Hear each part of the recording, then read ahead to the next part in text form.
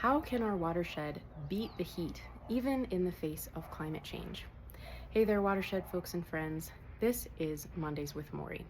It has been hot, and we have been rightfully attributing much of the heat we're experiencing to climate change.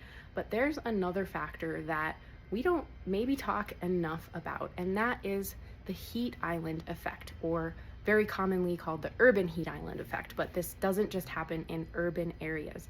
This happens wherever the landscape is absorbing a lot of heat and holding onto it as a result of our landscape management. So remember a few weeks ago when we talked about sponges and cookie sheets in the context of our stormwater paradigm?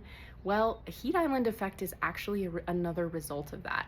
So if you imagine putting a wet sponge and a cookie sheet out in the noonday sun, which do you think is going to get hotter faster and hold on to that heat? Well, probably the cookie sheet, right? We already know that we have turned our landscapes into cookie sheets from our asphalt, astroturf, and gravel, which we put in for good reasons. But those materials, those surfaces, hold on to a lot of heat.